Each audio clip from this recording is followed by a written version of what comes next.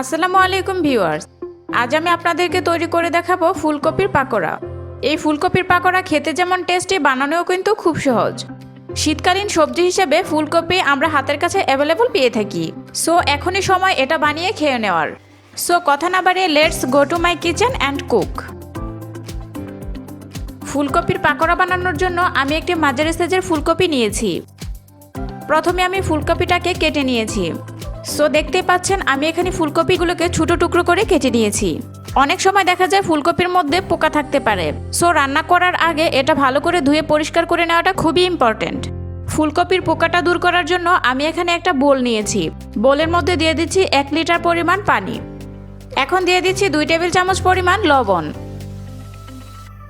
লবণটা দিয়ে ভালো করে হাত দিয়ে পানির সাথে লবণটাকে মিশিয়ে নিচ্ছি।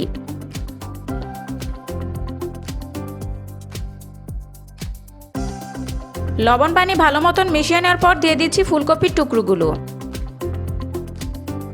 ফুলকপির টুকরোগুলো দিয়ে নিয়ে ভালো করে লবণ পানির সাথে ডুবিয়ে দিয়ে রেখে দিচ্ছি 10 থেকে 15 মিনিটের জন্য। আর এর মধ্যে যদি কোনো পোকা থাকে ফুলকপির ভেতর থেকে এগুলো বেরিয়ে আসবে। সো এটাকে ভালো করে ধুয়ে নিতে সুবিধা হবে। প্রায় 10 মিনিট পর আমি ফুলকপিটাকে লবণ পানি থেকে তুলে পরিষ্কার পানি দিয়ে ধুয়ে নিয়েছি।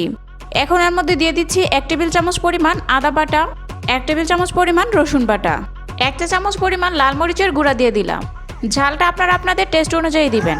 1/2 চা চামচের মতো দিয়ে দিচ্ছি হলুদ গুঁড়া, ধনিয়া গুঁড়া দিচ্ছি প্রায় 1 চা চামচ, আরও দিয়ে দিচ্ছি 1 চা চামচের মতো জিরা গুঁড়া, 1/2 চা চামচের মতো অ্যাড করছি গোলমরিচের গুঁড়া। পাকোড়াতে একটা টক মিষ্টি টেস্ট আনার জন্য আমি এখানে দিয়ে দিচ্ছি 2 টেবিল চামচ পরিমাণ টমেটো সস। আপনারা চাইলে এটাকে স্কিপও করতে পারেন। এখন এই মশলাটাকে হাত দিয়ে ফুলকপির সাথে একটু মাখিয়ে নিব। মাখানো হয়ে গেলে দিয়ে দিব স্বাদ মতো লবণ। লবণটা দেওয়ার পর আবারও একটু ভালো করে মশলা ফুলকপি মাখিয়ে নিব। মশলা মাখানো শেষ। এবারে ফুলকপিটাকে আমি 15 থেকে 20 মিনিটের জন্য রেস্টে রাখবো। কিছুক্ষণ রেস্টে থাকার পর আমি এখানে অ্যাড করছি 1/2 কাপের মতো ময়দা। তবে আপনারা চাইলে এখানে বেসন বা আটাও অ্যাড করতে পারবেন। তবে ময়দা অ্যাড করলে আপনারা এখানে বেটার রেজাল্ট পাবেন। আরও অ্যাড করছি 1/3 কাপ পরিমাণ কর্নফ্লাওয়ার। আপনাদের হাতের কাছে যদি কর্নফ্লাওয়ারটা না থাকে তাহলে চালের গুঁড়াও দিতে পারবেন। এবার সব শুকনো ইনগ্রিডিয়েন্টসগুলোকে আমি সামান্য একটু মেখে নিচ্ছি। এবার আমি ব্যাটারের জন্য সামান্য পানি অ্যাড করব। পানিটা এখানে একসাথে অ্যাড না করে অল্প অল্প করে অ্যাড করতে হবে। আমি এখন এখানে অল্প অল্প পানি অ্যাড করতে থাকবো আর এটাকে মাখাতে থাকবো। পানিটা ব্যবহার করার কারণে ফুলকপিটা কিন্তু খুব ভালো করে ময়দা আর কর্নফ্লাওয়ারের মিশ্রণে কোট হবে। এটা মোটামুটি আমার মাখা হয়ে গিয়েছে। আর আপনারা দেখতেই পাচ্ছেন ফুলকপিটা কিন্তু ময়দা আর কর্নফ্লাওয়ার দিয়ে খুব ভালো মতোই কোট হয়েছে। এবার আমি এটাকে ভাজতে চলে যাব। একটা প্যানে আমি পর্যাপ্ত পরিমাণ তেল দিয়ে দিচ্ছি।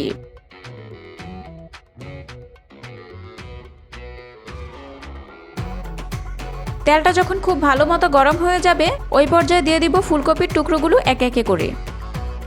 ফুলকপিগুলোকে ওভারক্রাউডেড করে ভাজার দরকার নেই, সামান্য গ্যাপ গ্যাপ করে আমি ফুলকপিগুলো দিয়ে দিচ্ছি। পাকোড়াটাকে তেলে ছাড়ার পর সাথে সাথে নাড়াচাড়া করার কোনো দরকার নেই। পাকোড়াটা যখন কিছুটা শক্ত হবে ওই পর্যায়ে একটু উল্টে পাল্টে দিতে হবে। আর পাকোড়াটা ভাজতে হবে মিডিয়াম ফ্লেমে। এই তো এর মধ্যে পাকোড়াটার নিচের দিকটা হয়ে গিয়েছে, আমি উল্টে পাল্টে দিলাম। এই রেসিপিটা যদি আপনারা ফলো করেন তাহলে ফুলকপিটাকে আগে ভাপিয়ে নেওয়া বা সিদ্ধ করে নেওয়ার কোনোই প্রয়োজন নেই। কারণ এই ফুলকপিটাকে যদি আগে সিদ্ধ করে নেন তাহলে ফুলকপির পাকোড়া খেতে পানসে লাগে। সো আজকে আমি এই পাকোড়াটাকে সরাসরি ডিপ ফ্রাই করব। আবারও একটা কথা বলে রাখছি, চুলার ফ্লেমটা অবশ্যই মিডিয়াম ফ্লেমে রাখতে হবে। যদি এটাকে হাই ফ্লেমে করে ভাজতে যান তাহলে দেখা যাবে উপরের দিকটা সহজে ক্রিস্পি হয়ে যাবে কিন্তু ভেতরের দিকটা কাঁচা থাকবে। তাই চুলার ফ্লেমের বিষয়টা অবশ্যই মাথায় রাখবেন। আর আপনারা যদি লো ফ্লেমে পাকোড়াগুলো ভাজতে যান তাহলে পাকোড়াগুলো তেল বেশি অ্যাবজর্ব করবে। পরে দেখা যাবে পাকোড়াগুলো খুব একটা ক্রিস্পি থাকবে না। তাই মিডিয়াম ফ্লেমে পাকোড়াগুলো ভেজে নিতে হবে। এই তো এরই মধ্যে আমার পাকোড়াগুলো ভাজা হয়ে গিয়েছে। আমি একটা কিচেন টিস্যুর উপর পাকোড়াগুলো তুলে রাখছি। আমি একটা সার্ভিং ডিশের উপরে কিচেন টিস্যু দিয়ে দিয়েছি। এতে করে এক্সট্রা তেল থাকলে সেটা অ্যাবজর্ব করে নেবে টিস্যুটা। এই পাকোড়াটা ফ্রাই করার জন্য আমার এখানে প্রায় 6 থেকে 8 মিনিটের মতো সময় লেগেছে। এরই মধ্যে ফুলকপিটা প্রপারলি কুক হয়ে গেছে। আমি একইভাবে আরেক বেশ ফুলকপির পাকোড়াগুলো ভেজে নিব। আবারও উল্টে পাল্টে দিচ্ছি ভালো করে। সবগুলোকে উল্টে পাল্টে আমি আবারও পাকোড়াগুলো হয়ে যাওয়ার পর তুলে নিচ্ছি। এই তো এরই মধ্যে আমার সবগুলো পাকোড়া তৈরি হয়ে গিয়েছে। আমার রান্নাটা এখন ডান। এখন আমি এই গরম গরম পাকোড়াগুলো সার্ভ করছি টমেটো সসের সাথে। আপনারা বিকালের আড্ডায় এই নাস্তাটি অবশ্যই রাখতে পারেন চায়ের সাথে। আশা করছি মন্দ লাগবে না। পাকোড়াটা কিন্তু উপরের দিকে খুবই ক্রিস্পি এবং ভিতর দিকটা ওয়েল কুক ছিল। হোপফুলি এটা আপনারা যদি বাসায় ট্রাই করেন অবশ্যই আপনাদের এটা পছন্দ হবে।